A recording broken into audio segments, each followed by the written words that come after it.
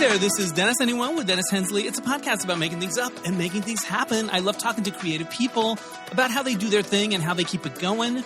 And today my guest is Kay Anderson. He is a podcast host, and the podcast is called Lost Spaces. It's about LGBTQ people and the places that they went to that helped them figure out who they are. The places that are no longer there, sadly. I was on the podcast Lost Spaces over a year ago. I talked about Oil Can Harry's, the country and western bar that I used to love to go to. And I thought I would flip the script and have Kay on my podcast as a guest. So we talk about his podcast, where it came from, the ideas, and what he's observed about the queer community from doing that podcast, and also what he's learned about himself. It's a fun conversation. But before we get to that, I want to remind you that there are two ways you can support this podcast, Dennis Anyone, because it's brought to you by me. I'm the one that does it. There's no big corporate sponsor. No Procter & Gamble, sadly. I do it, but I do it because I love it. And if you enjoy it and you want to support it, there are two things you can do. You can go to DennisAnyone.net, and there's a button near the top called Virtual Tip Jar, and you can leave a tip in my virtual tip jar. Help me cover my expenses. I love that. And I've just been redesigning my website, so it looks a lot different. I'm trying to make it cool and in the future and update it, and you can see that if you go to DennisAnyone.net. The other thing you could do is become a subscriber to DNR Studios. I'm part of a group of shows under the Derek and Romaine banner, and for a monthly fee, you get my show early, and you get all these other great gay shows too. So check that out at dnrstudios.com. Also, another thing you could do if you like the podcast is tell your friends, or go to iTunes and review it, rate and review, all those things. All those little things help us find new listeners, and that's really exciting. Also, I got the podcast up on YouTube, and I'm starting to put video clips up there. So, yeah, we're stepping it up. 10 years in, I thought maybe let's explore this. But all the episodes are also on YouTube, the audio. So if you're a YouTube fan, you can find the podcast there. All right, that's enough of the plugs. Here now is my interview with Kay Anderson from the Lost Spaces podcast. Joining me now from London, England, it's Kay Anderson, the host of the Lost Spaces podcast. Welcome. Hello. How are you? It's nice to see you again. We did your podcast, and now we're flipping the script and doing my podcast. I did yours, you do mine.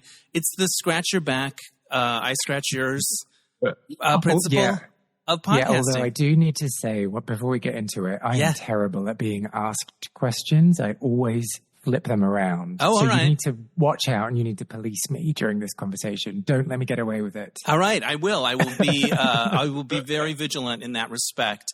You host the Lost Spaces podcast. How do you describe it to somebody that knows nothing about it? Well, so I'm going to. I'm always worried about sounding too rehearsed when I say the elevator pitch, but I'm just going to leave. That's why elevator pitches they're meant to sound rehearsed. That's the point. Well, are they? Are they? I thought you were just supposed to be like, oh yeah, and here's it's just the like thing, it comes right off the top of your head. Yeah. Yeah. Okay, so Lost Spaces is a show that on its surface is about lost queer spaces and their importance to the queer community. But really, when you scratch under the surface, the show is about people and their experiences and their coming out journey and their going out journey and their figuring themselves out on a dance floor journey. I love that. I went back and listened to a few recent episodes, Abdi Nazemian, who's been on my podcast, and I thought the same thing that you just said, which is, it's supposedly about this place, this building, but it's about so much more than that. Lane, the auctionista, was another one that had an amazing journey that was really more about identity. The place is the way in. Were you surprised that the show took on that dimension when you started doing it, when you realized, this is about so much more than I thought it was? Or did you always know it was a window into more personal stories? Yeah, I think so. I had always envisioned that the show would be that way, and that it would be about people's experiences and what's going on for them and what's happening underneath the surface.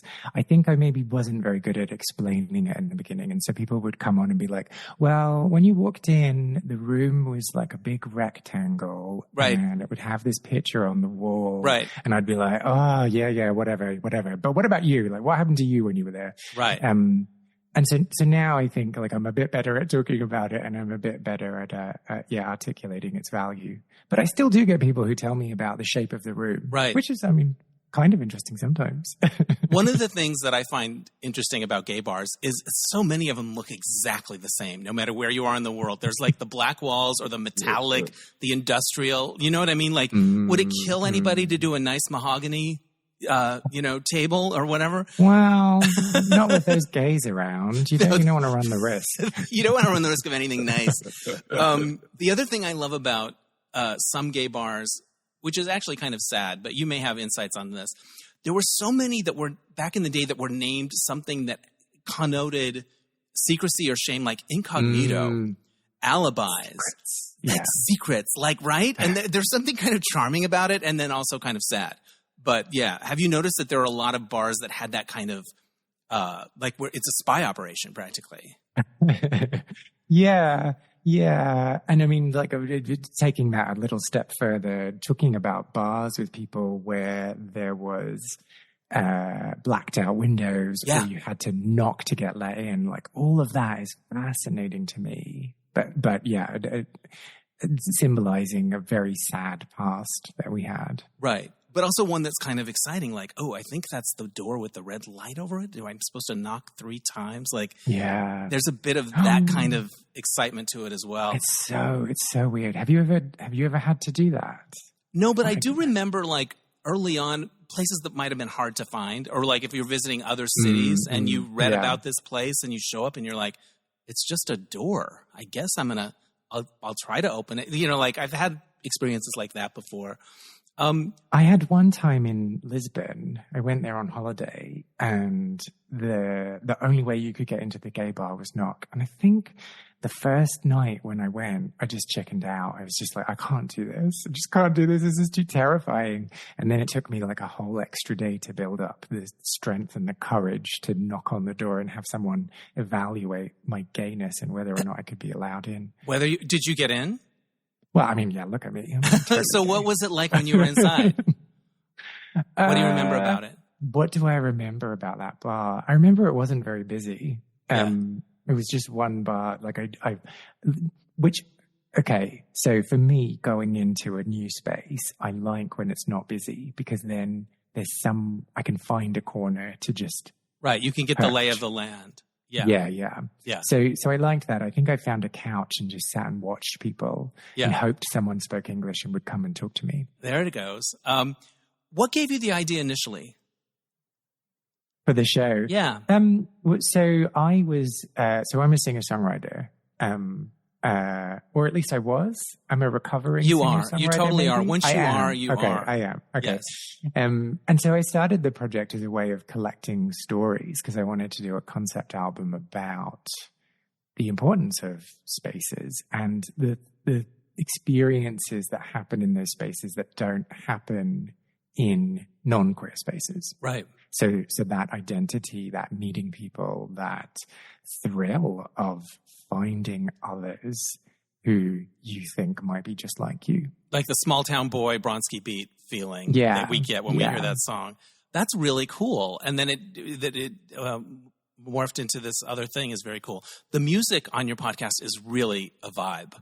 It reminds me a little of, did you write it? Did you come up with it? Yeah. It's such a cool vibe. Like, it just makes me feel like a little 80s, a little Ryan Gosling and Drive feeling. And like, I always play it all the way to the end because I love the music. So, well done. You. Well done.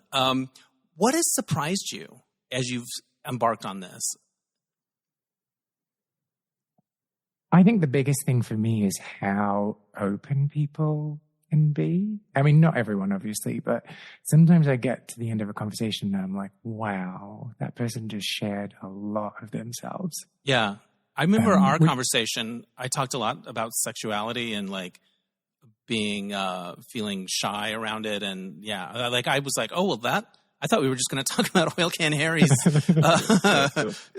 two-stepping and stuff. But it goes to different places because I think these journeys are very personal. It's a very important time in queer people's lives when they start discovering themselves and going out into the world.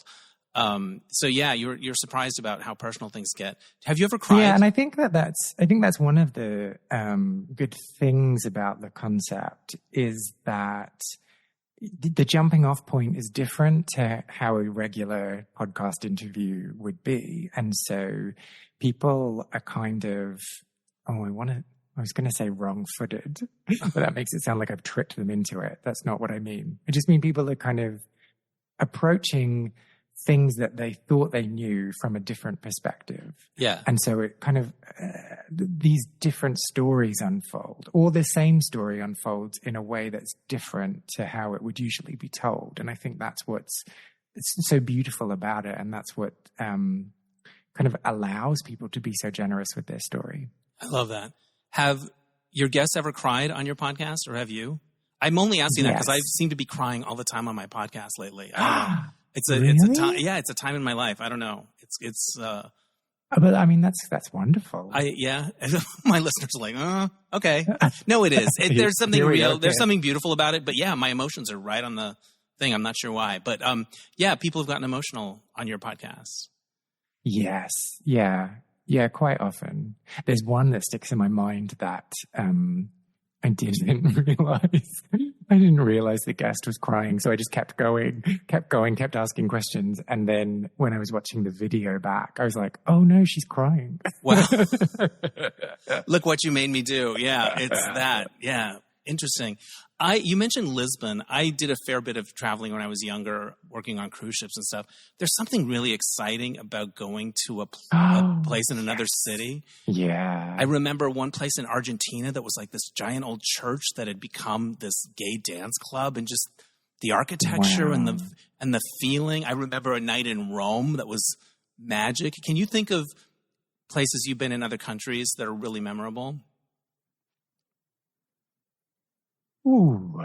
Okay, so the first one that's come to mind wasn't a particularly memorable night. It was, but I'm going to tell it anyway because I love it. That came to mind.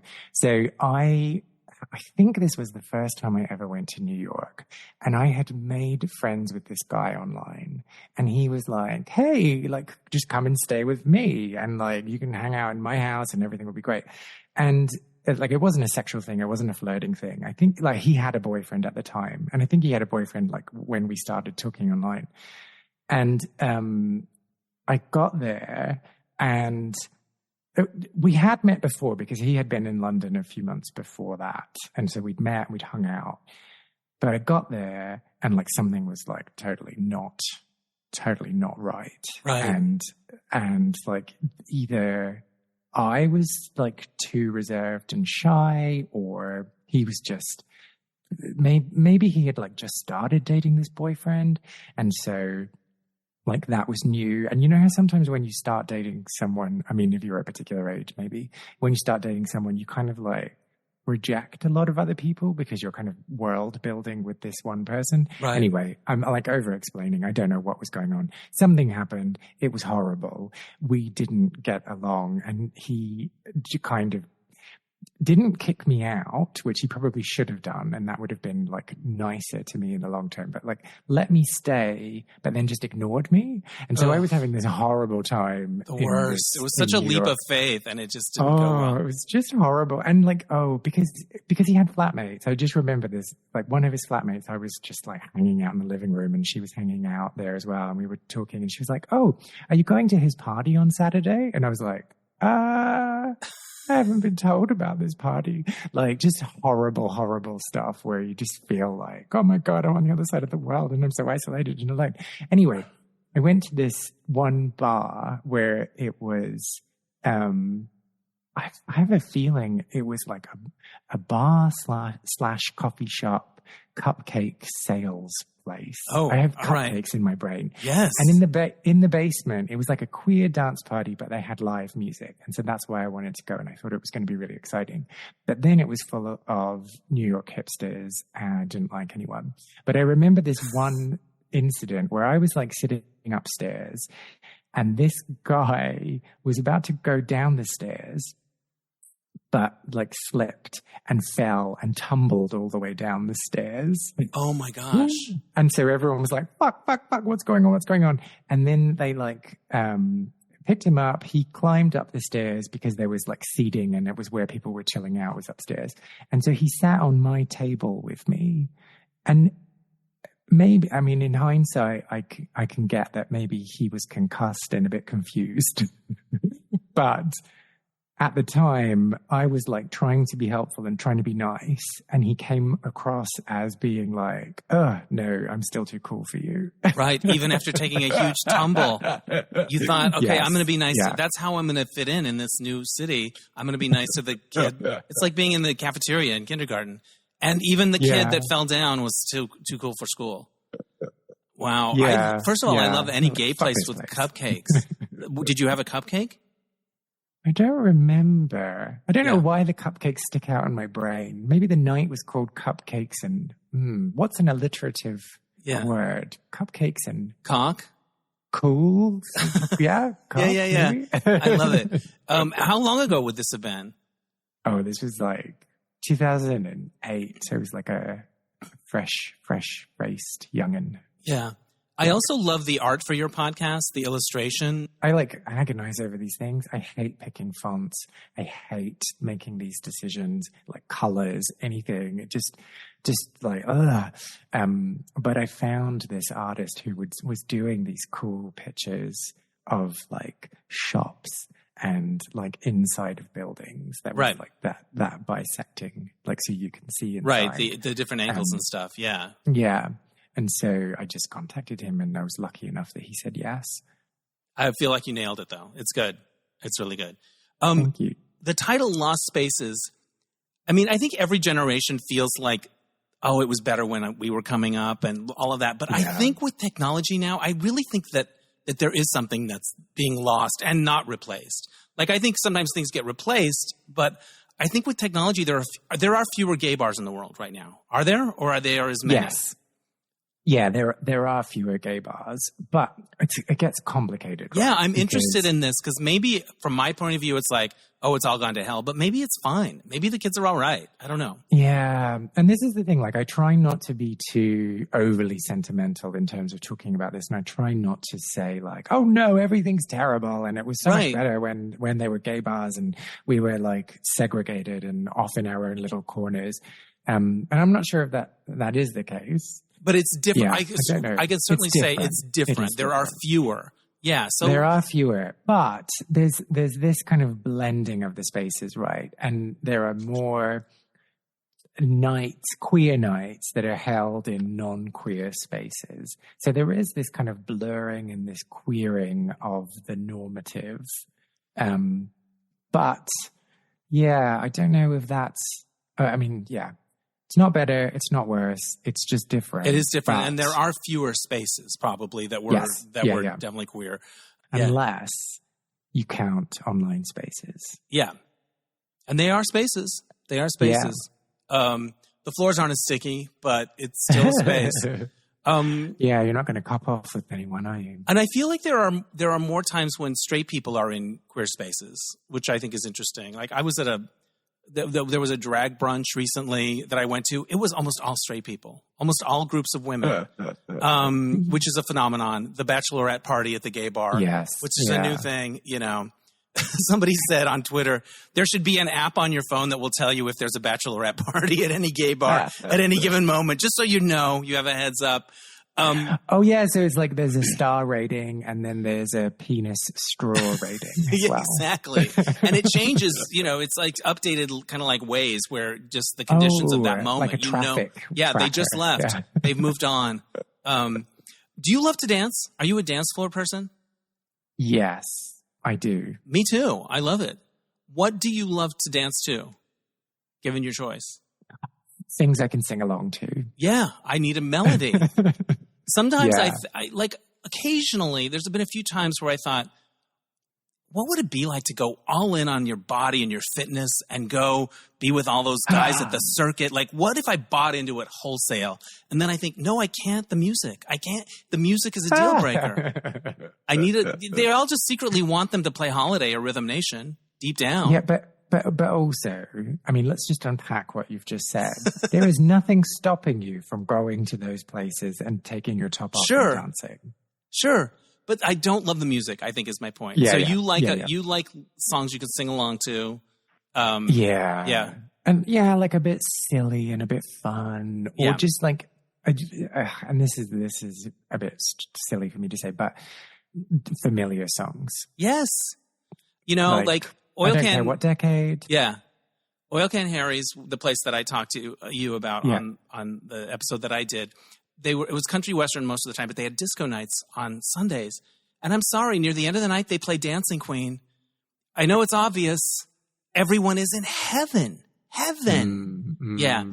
If you were and that is the kind of song that, like, when it's played loud, amazing. That song to me is magic because it's not fast. It's kind of medium, but you can't not move. Slinky. It's slinky, but you've got to dance. But it's not a dance song, really. It's interesting. If you were going to do a Spotify playlist of gay dance floor songs that you love, I know I keep throwing these like what ifs at you, but like, what are some of the what comes to mind? What comes to mind? Oh hell! Okay, so is there any particular theme, or is it just you like it? That's you like it? Kay's playlist. Oh, I like it. Yeah. Oh, it's just for you. It doesn't have to be like, oh, they're all from the 80s or they're all from the 90s or anything. Whatever you want.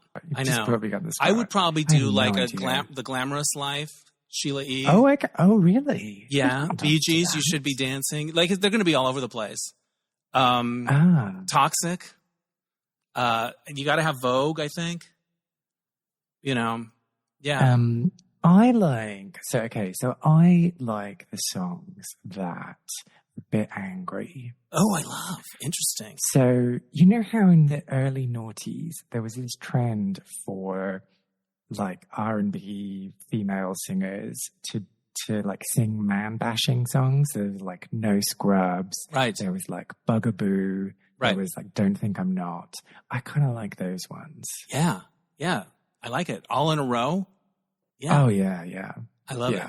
Yeah. I've never heard the Naughties. That's what they're called. Of course they are. Oh, yeah. No, I don't know. So at the end of your podcast, say, like, for example, mine, I talked about Oil Can Harry's, this country bar in Studio City. And then you say, hey, if you have memories of Oil Can Harry's, share them with us or whatever. What space did the most people respond to? What space were people like, oh, yes, that place? So there's one that sticks in mind. There's a conversation that I had recently with another podcaster called Amethysta Herrick. And she spoke about her time studying in Athens, Georgia, and spoke about this bar called Bone Shakers and her experiences there. And she went there in the 90s. She was studying there for a few years. So it wasn't like a bar that she spent, decades and decades of time in, lots and lots of time in. But she told her story. She told how it felt to be in that space. She told what she was going through at the time. And then since then, there's been a few people that have been in touch and been like, I need to set the record straight. This detail was wrong. This detail was wrong. And this detail was wrong. Right. Which I love, but it's also just, funny. Well, when I talked about mine, that place was very formative to me. But there are a lot of guys that went there way more than I did. There were people that worked there. I felt a little bit like it wasn't really mine to tell, even though it was the place I went to the most. So I was like, but why did you think that? Well, just because I just thought, I just didn't, I feel like there were people that lived it more than I did. Even though I went a lot, I just felt like there would be somebody there that was like, somebody listening would be like, well, I went more than him. I worked there. I know that's, what I mean? Like, I felt like I didn't, but that's the assignment, is to talk about a space. So I didn't lose sleep over it.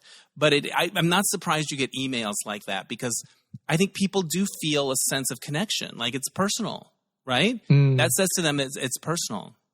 Yeah. And like sometimes when I'm talking to people who are going to be guests, they worry that, they didn't own the space. Or right. Didn't work there. I didn't go there enough. What legitimacy do they have? Yeah. But I think that's kind of the beauty of the show, is that everyone's experiences are different. And even if the story I've just told you, I went there one time. Right. and it didn't change my life. It might have changed that guy's life if he didn't go to the hospital and get his concussion dealt with. But it was a moment, and like from that I can tell you like what was going on in my life and like what I was thinking about myself, what I was thinking about my identity. And that's what the show's about. It's not about like who has the right to talk about a space and who doesn't. Yeah. Do any particularly sexy spaces come to mind? Have people talked about bathhouses and sex clubs? Have there been like really sexy stories where you're like, wow, good for you? I mean, like, yes. I think maybe. Okay, so first part of your question, yes, talked about sex clubs, talked about cruising spots, talked about. I'm not sure if we have talked about any saunas in particular. No, we have. Yes, we have. Getting on. There's like 250 episodes almost now. Good for you. But I think I kind of just like don't make it sexy because of the way I ask questions. Right. So there are places that sex happens, but the episodes themselves aren't very sexy. Right. You don't provide a bump, like music. Are there any places you've heard about where you're like, man, I would have loved to go? That sounds amazing. Were there ones that made you a little wistful? Like, that sounds really cool. I would have loved that place. I think the places that excite me the most are those kind of super clubs that like happened in the beginning of the 90s before real estate got super greedy and the over-gentrification of big cities. Right. Where people just took over a warehouse and like threw some glitter on it and then like went for it. I've been to like a few big clubs. Right. But didn't I didn't experience those kind of super clubs. But I just love that adventure and thrill that those types of spaces offer, like all these little nooks and crannies and places to have adventures. And I think those are the ones I'm always like, oh man. The largesse ones. Like when you said that, it came to mind that there's this place that in LA. It's been multiple things. Originally, it was Studio One. This maybe somebody's talked about that on your show. There's a documentary about it, but it's giant. And you would go and there would be 80s would be in one room, and then you'd go to this room and it would have this, and then this room was a little smaller and intimate. It was like an amusement park, you know. Yeah. And it was large. When you talked about the real estate prices, like I guess in my head it was like technology that was causing all of the lack of spaces but it's also.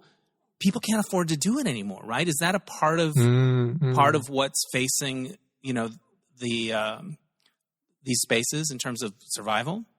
Yeah, and I think you need to. I mean, so what I'm about to say isn't true of every queer space and every business owner, but you need to look at gay bars as like this.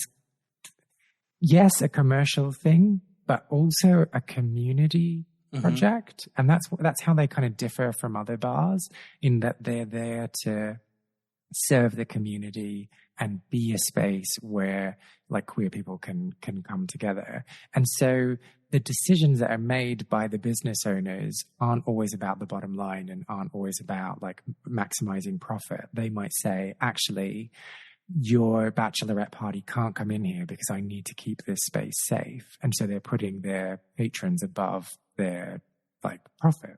It's personal for them. It's not just a money-making proposition. Yeah. Yeah. And so like as rents increase and as things get more expensive to run, they have to either be comfortable with some of those compromises that affect the soul of their business, right? Or they have to say, actually, I'm not going to do this because I can't make this viable given my principles and what I've set out to do. And so, yeah, I think it's kind of different. It's not like when you just run a bar and you're just like, anyone can come in. Right. And it's not, and like the flip of that is that not everyone will just be like, yeah, I want to come in. Because some people will be like, oh, I don't feel comfortable going into a gay bar. Right. Either because I'm secretly homophobic or because I don't want to like disrupt the sanctity of the space. And so, Yeah, it kind of there's like some fuzziness there, and there are some things that limit the amount of profit that you can make from that business type, which makes it kind of less viable. Yeah. Something that I kind of follow in terms of my reading and consuming news is sort of measures of happiness in terms of contemporary life. And they're talking about the absence of third spaces. Like we used to have more third spaces. On Wednesdays, you would have a bowling league, or you would go to, even if you went to church, those third spaces that aren't work, that aren't home, but that give you connection to people.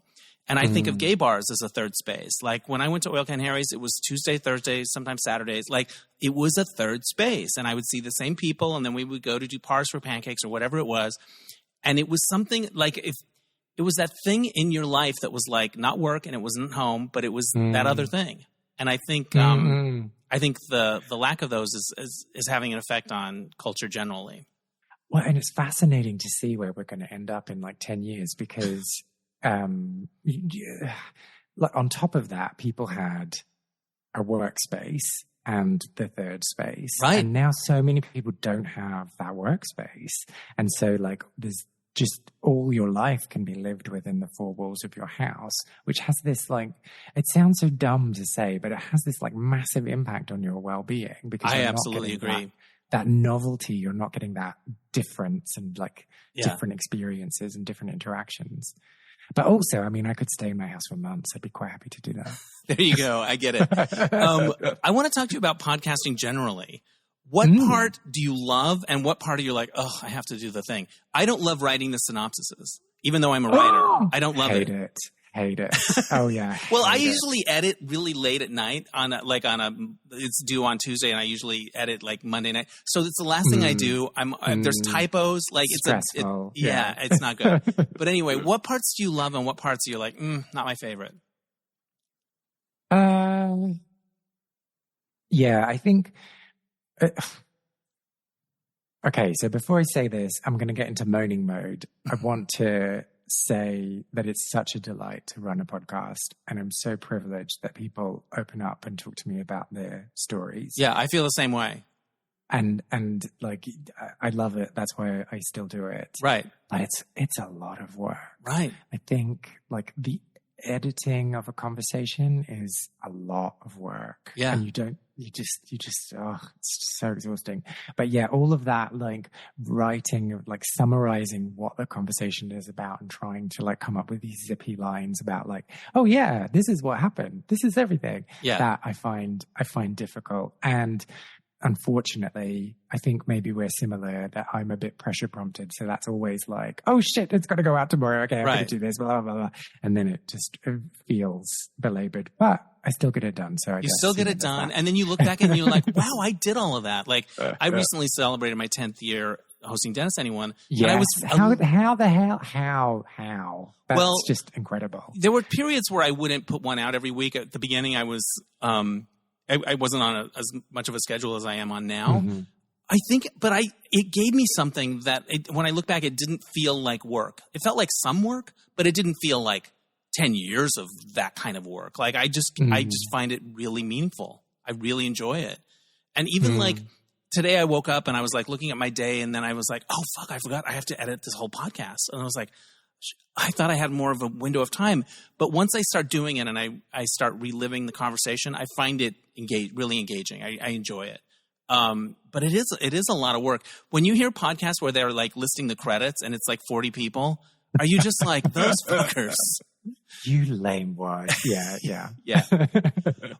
What's something that's come out of it for you that you see as a benefit that may have surprised you? So I hate using the word journey because I think it's a bit like nerf. Right. But I've been on such a journey with this. I'm kind of one of those people that even though things might terrify me and just like cripple me with fear, I'll push through it. That's cool. And when I started doing the show, I was just like so terrified of talking to people and so terrified of like interjecting and saying, oh, but like, what the hell are you talking about? Like, What do you mean? And I really just had this story in my brain that I was such an acquired taste that it took a long time for people to warm up to me, and that like strangers never understood me, and like, oh, blah, blah, blah. I just should just stay at home and not make friends and just not try. And even people that fell downstairs are very nice. Yeah. I mean, like, see, this was the evidence I had. He'd fallen downstairs. He needed helping, and he didn't want my help. And he still gave you an attitude. And so like, yeah, doing the show and like having these conversations and just like flinging myself into these situations where I'm sat down with a stranger and I'm like, so what did it feel like to come out to your parents? Right. What does that mean? Like, that's really, just really helped my confidence and just really helped me see that, yeah, maybe some people like don't get what the hell I'm talking about and think like, oh my God, this guy's an idiot, but that's okay. Right. Overall, it's been like really connecting. I did different episodes for my 10th anniversary. My friend interviewed me, and he's listened to the podcast for years and had really insightful questions. And after it was over, I was starting to think about why I did it and what was meaningful to me. I interview a lot of gay people, not exclusively, but mostly, and you obviously do as well. Mostly, I do more men than women because they're my people that I know or people that I follow or what blah blah blah. But I feel like I'm honoring my brothers when I think about it in a way, like by telling them, letting them tell their stories or celebrating something they worked really hard on that maybe they'll make a little money on, maybe they won't. Like it feels familial. It feels like family to me. Do you feel something like that? A connection to a community, or like if you were talking about other just bars generally, that would be different, obviously. Yeah. And like, I personally struggle with the word community because I find it so hard to define, and I always need to define things. Right. So I'm not sure if I've ever thought about it through that lens or thought about framing it in that way. I think the thing that I'm the most proudest of with my show is the details. And by that, I mean, like, it's really well documented that the coming out journey is like, can be complex, can be varied, can be really different. Right. But sometimes we miss the nuance, and sometimes we miss the little details of what happens in that and how you respond to things and how you respond to things, chastise yourself, and then course correct. And that's what I quite like about the conversations that I have with people, is that I get to kind of scratch at that a little bit and look under the surface a bit. And I really like that that's being documented and put out into the world. Right. And it exists and it will be there. You're capturing these places that people might not remember and these stories. Yeah. I feel kind of the same way. My friend asked me about what my legacy is for the show. And my first instinct was like, legacy, I barely have any listeners. But no, I took it seriously and I thought about it. And I was like, I'm capturing a moment in terms of gay creatives. Like, what's this time like for gay creatives? I feel like there's value to that, and that might be interesting to people down the road. Do you ever think about that though? Do you ever? I don't, but because it was 300 years, someone might might dig it up. My podcast. Yeah. Like, what? That's so weird. Yeah. So weird to think about. What was your most popular episode? Oh. Or is there one that you heard the most about? All my popular episodes are just random, and I'm not sure why. That's cool. Because sometimes you'll have a guest that has a big following, and that makes a big difference, and the algorithm of it all. Do you get this feeling of like there's always more you could be doing, always more you could know? The day I jump off a mountain and end it all is the day somebody says to me again, well, you should be on TikTok. I'm like, I'm done. I can't do another thing, but I totally should be on TikTok. But do you relate? You should. Maybe I'll get it together. But you know that feeling of like, oh, great, but you should be doing this. Oh, but you need to be doing this. Do you get that feeling sometimes as a podcaster? Yes. Yeah, absolutely. But I think that's not a podcast specific thing. It's life for anyone. Yeah, well, it's partly life, but it's for anyone who's creating and putting something out into the world. Like, there are always more ways to get eyeballs on the thing that you're doing. Right. And like, not to sound all kind of like a work coach or something, but you can only do what you can do. Right. And crucially, I think the thing that's most important with podcasting is playing the long game. Being consistent, sticking with it. Yeah. I like that. I'm kind of doing that. Yeah. Maybe 10 years. Did you ever talk about your favorite lost spaces on your show? No. Would you? Do you have? If you were the guest, would you have one? Yes. I think it would depend on my mood at that time. Right. So so I grew up in Adelaide, and so there was one gay club in Adelaide, and I would love to kind of talk about that and some of the memories there, although I would probably come across quite badly because of all the turmoil that was happening as a result. In your life or in that? In my loins. Oh, in your loins. I love that. What was the name of it? I think you should probably save the bit. What was it?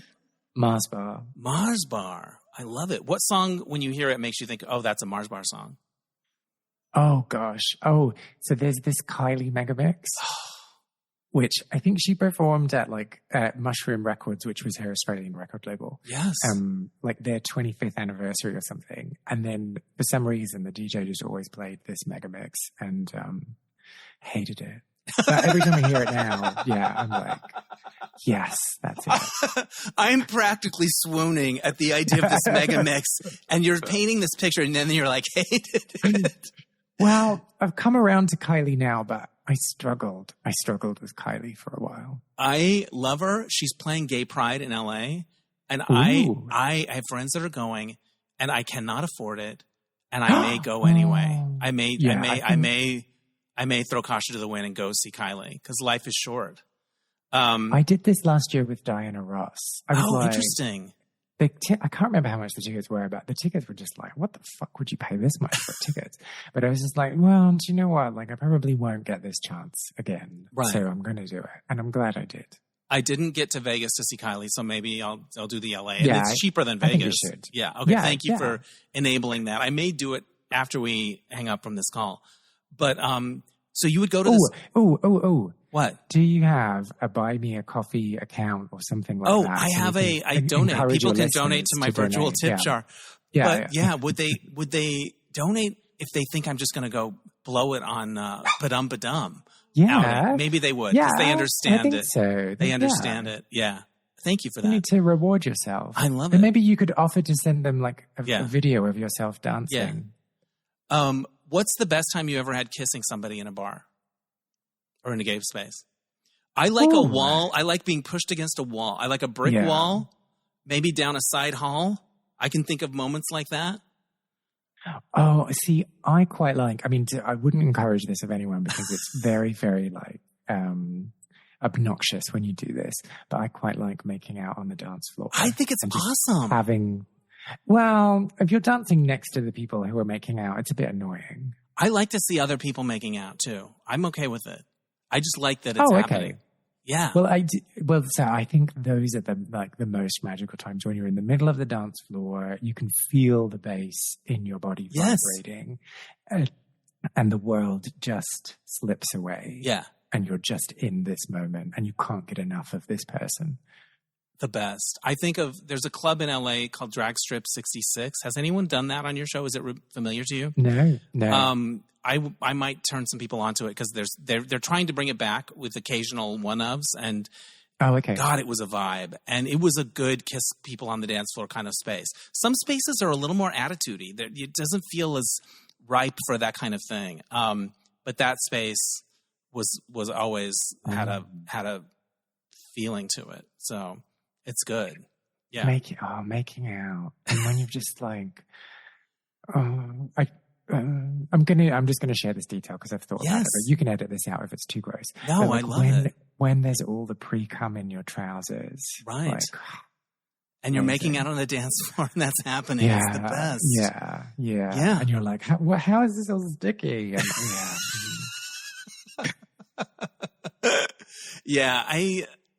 but do you do I'm at that age now where a lot of my friends are in couples. Or like, I just don't go out that much. And I'm always like, I want to go out. Like, I'm not against it. And I kind of like the idea I love dancing. I'd love to make out on a dance floor, pre-cum possibly. If that happens, it happens. But it's just not, you're like, you look up and you're like, I never go out anymore. And I didn't want to be that person that never goes out anymore, but I kind of am. Yeah. And I just have not recovered from the pandemic in terms of the patterns of my life. And like part of this, going back to the complaining about podcasting and how difficult it is, part of this is like, well, I need to be home. I need to be editing. I need to be doing this. I need to be doing this. And so I don't have that caution to the wind attitude that I used to have. So I need to get back on that horse, really. Yeah. Do you have favorite places in London? My favorite place closed just recently, the Glory. And the owners have reopened a new space down the road called the Divine, which is so fascinating to me. Yeah. They could have just moved and kept the name and been like, we're still the same business, come along. Right. But they were like, no, the vibe is different. This is a different space. It will be a different thing. Yeah.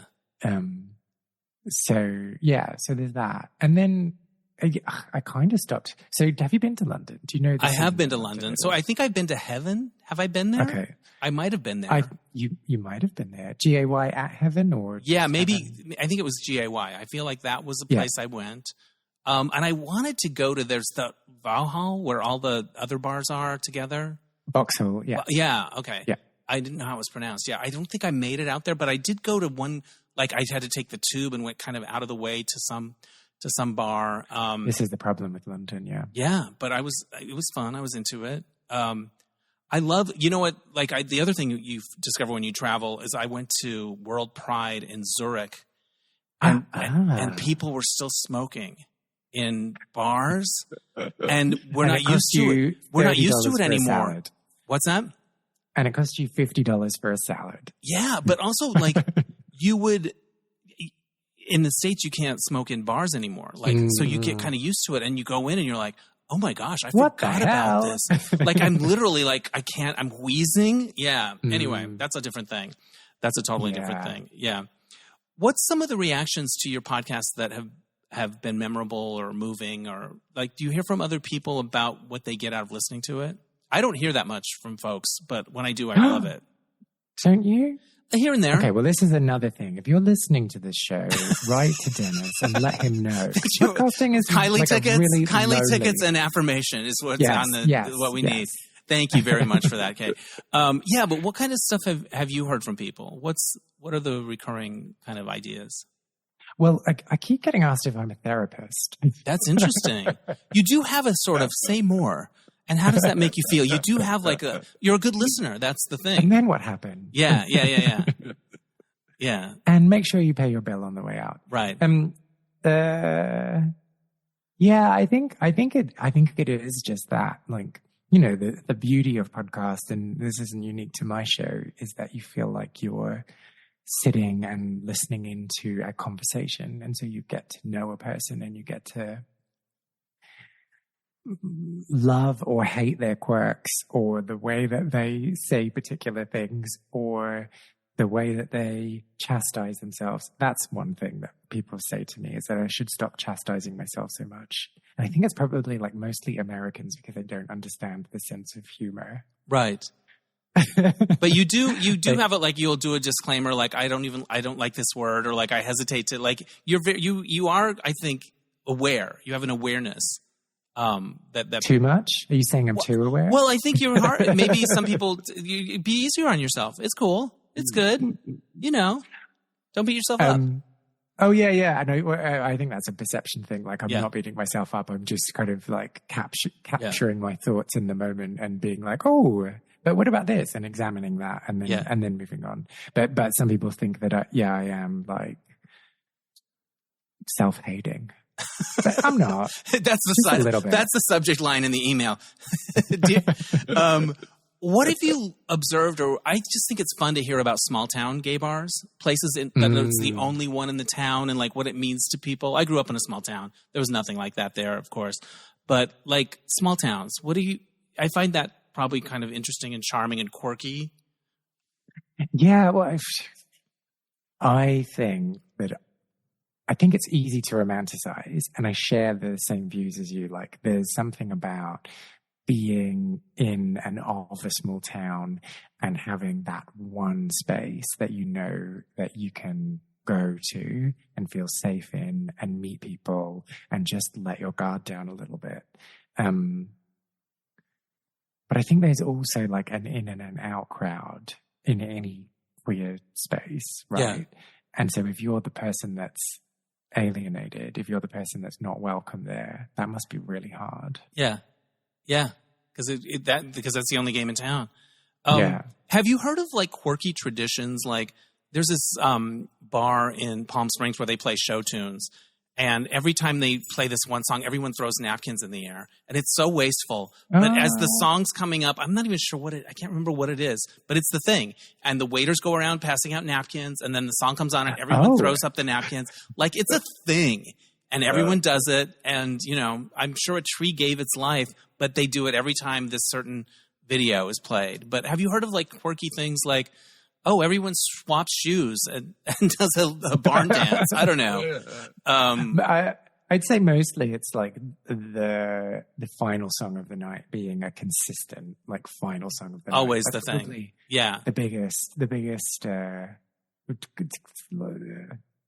at Oil Can Harry's, when they would do disco night, it was always Last Dance by Donna Summer, which makes sense. But it was perfect because thematically, on the nose, we get it. But also, it was a good song to dance to, but it was slow. So if you had met somebody and were flirting, you got to go in for the slow dance. And, like, it ticked all the boxes is the point. Yeah. But that song changes tempo, doesn't it? Right, but then you get to dance. Faster? Yeah, it starts slow. It's like, last dance. But you want to go the other way. So you can, okay, interesting. But this was good because you got to touch I'll send somebody. Donna some notes. Even yeah.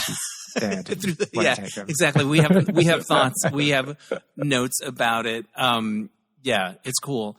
Do you ever hear of places reopening or popping back up, or like, because sometimes things happen like that. This drag strip reunion has been kind of a cool thing that they brought back. And I went to the first time they did it. It had been closed for, I don't know, 10 years or something. And I went, and it was magical. And it was all of the same people that I used to see there, people I haven't seen in 10, 15 years. But we all looked older because we are older. And it struck me as like, we all looked like the ghosts in the Haunted Mansion ride at Disneyland. We're all a little grayer, all a little, same people, you know, like same spirit, same music, same feeling. But like, also we look a little like Disney ghosts. Well, do you have to be Disney ghosts? That's like a bit. That's what it reminded me of. Yeah, there are filthy ghosts. Yeah, we just felt old and white-haired, saggy faces. Like maybe we were melting a little, but I was among the melting people and happy to be there. But yeah, it was a little bit like a step back in time. You know, like going back in time. It was a bit of a trip. Well, okay, so your original question here is about spaces reopening. Yeah, but I'm not interested in that. I want to find out about you feeling like you're old. You've kind of brought it up a few times. No, it was just this place. Yeah, well, I'm turning 60 this year, and that's like a thing. Yeah, but I feel good about it. But do you? Yeah. Or you like 1 foot in, 1 foot out? Maybe 1 foot in, 1 foot out. Now, this is the therapist part. This is why you get the therapist emails. Yeah. No, it is an interesting thing because there's the part of you that's like, oh, is it too late for me to do X, Y, or Z? Yeah. But you have to push against it. I just signed with a dance agent. I might get work as a dancer. Oh, wow. Isn't that wild? Yeah. That's the thing that's happened. So, that's exciting. Isn't it? Did you get like photos taken? This week. This week. I had my headshot. Did you wear leg warmers? I don't need them. What? They don't need but you're a dancer. They don't need to see the body in the But why not? Well, I don't know. It's commercials. They're looking at headshots. I just tell my agent what they say. You know, I just do what they say. You know, yeah. But yeah, I mean, so this age thing, I think it's fascinating because these are the conversations that, you know, obviously, well, not obviously, but the majority of the people that I speak to are older. Yeah. And they talk about, you know, they're talking about a past version of themselves. And so that can stir up all these thoughts of like, oh, these are the things I regret, or these are the things I should have done that I didn't do. And I find it so fascinating because, you know, when you're 40, let's say. Yeah. you could only be halfway through your life. And there are all these people that are just like saying, "What? No, like that's it. I'm done. I'm done. There's nothing else I can do. They're like, but no adventures for me." Yeah. And it's like, not that I'm not victim to thinking in that way, and like that I'm just like, no, I'm taking on every day. Like, I have to talk myself off the ledge as well. But I find it so fascinating that we've all been convinced. We've just all been told that we're like expired and we shouldn't bother. And we all just say like, oh yeah, cool. Yeah, I'm not going to try.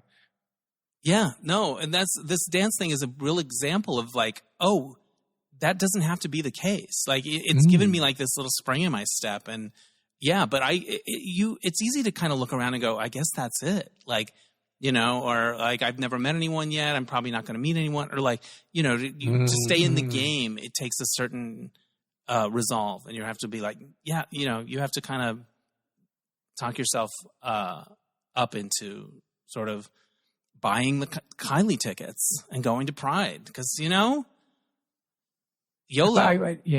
But do you think that that's also like, because you live in LA. Yeah. And I live in London. And these are both cities where there is an influx of young people, and then they get to a certain age and they go, oh, right, well, I'm going to go and start a family. Off I go. And then they go and they move somewhere else. So it's maybe a little more obvious that you're getting a bit older. Right, you're staying too long at the fair. Like, that's so interesting. In other places, you might not feel this. Right, I've had a number of friends move away, or people start families, or like, I have people that are retiring, friends that are retiring, like, and I'm like, I'm still hoping something will come, my ship's going to come in. And they're like, I'm piecing out. I got my 401k. I'm good to go. I'll see you. I'm going to be in Palm Springs or whatever it is. Yeah. It's wild that way. I think about this all the time. I had a guest on named Mark S. King, who's an author. He might be great on your podcast. He writes a lot about HIV. And anyway, he's just has a real wit to him. And I saw him speak a few weeks ago, and he goes, life is short and it takes a really long time. And I'm like, yes, that's exactly right. Like in the big picture, life is short. And then it also takes a really long time as you're living it. I don't know. I feel like that paradox is true. It resonates for me. Oh yeah. Well, and bringing it back to podcasting, that's especially true. Like, it just feels like it takes ages to find an audience. It takes ages to like figure out what it is you're doing. But at the same time, it's just snap of a finger, it's over. How has it affected the way you feel about the other things that you do creatively, the music and stuff like that? Does it have an effect on it? Time-wise, it does. It takes time away from it. Allow me. It takes time away. Does it inform? I think it's made me a more empathetic person. That's beautiful. And it's made me feel a bit more connected to other people, and like thoughts and feelings that I have. That is why I do mine. Common. Yeah. The connection. Yeah. Yeah. That's beautiful. And practicing conversation. Yeah. It's awesome. If I don't practice conversation, I forget how to do it. It's something I need to like constantly do. That's funny. Do you have is any of your music out there that people can listen to?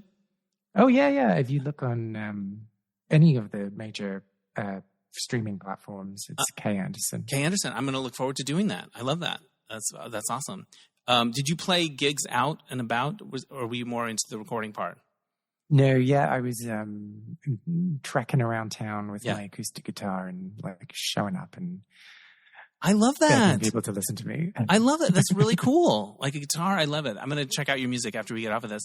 I have a friend named Brett, and a good friend, and one of his favorite things in movies is getting ready scenes.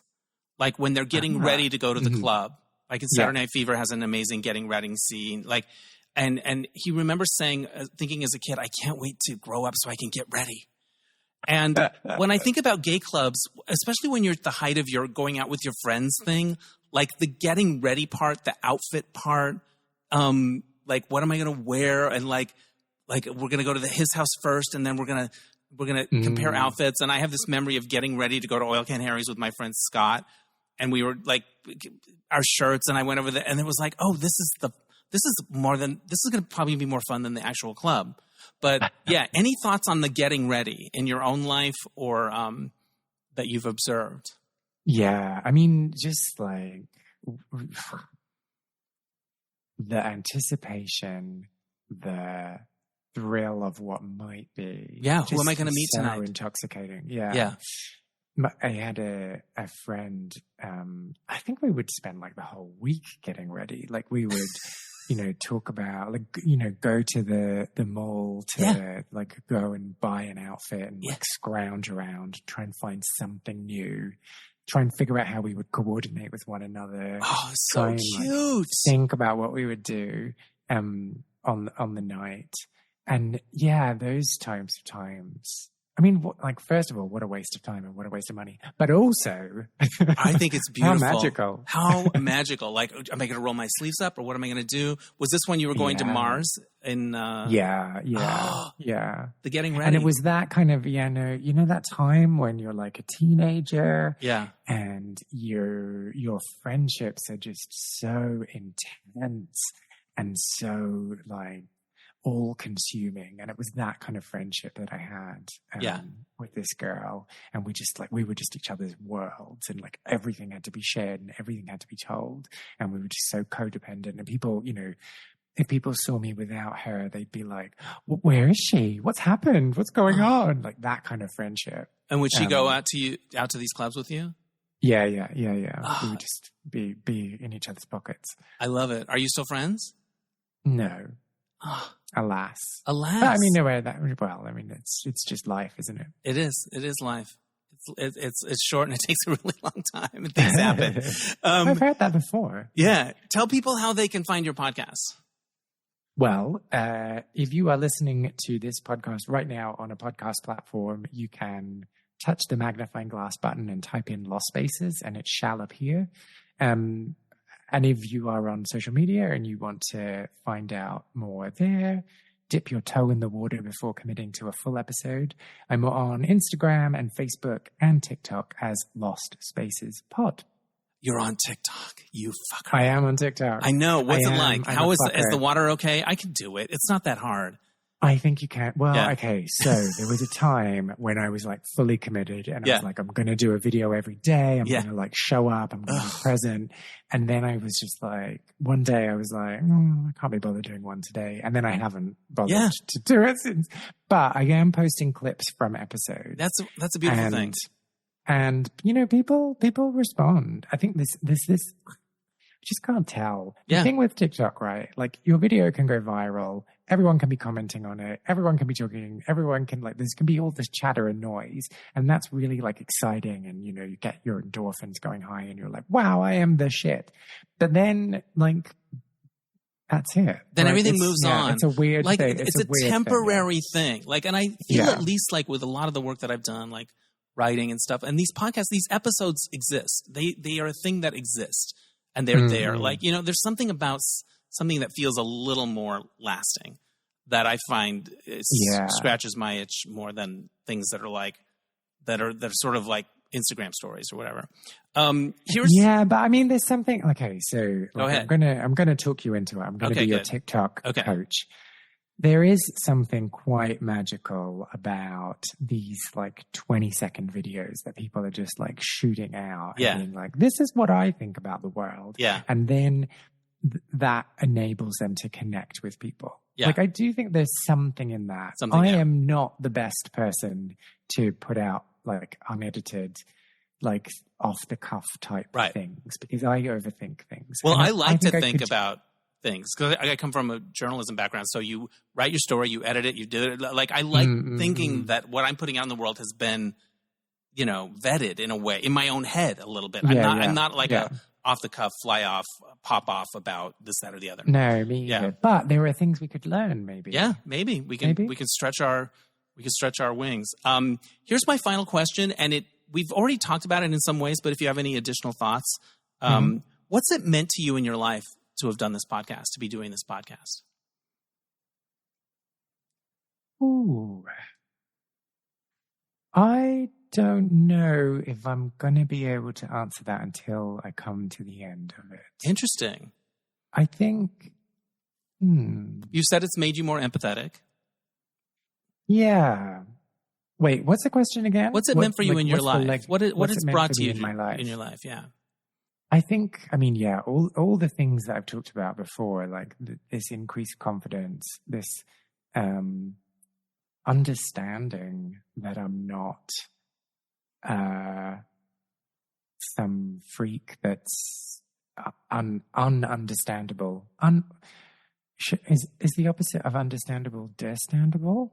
I'm not sure. Should it? No. That's ununderstandable. Right. And that I have a voice and that I have things to say, and sometimes the things that I have to say resonate with people. That's beautiful. This has been really fun, Kay. Thank you for flipping the script and being the interviewee for a change. I think what you're doing is really cool. You did great.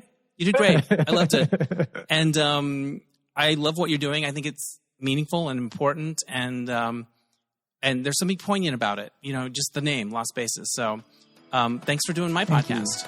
Thank you. Thank you for having me. Thanks again to Kay Anderson. Check out his podcast, Lost Spaces.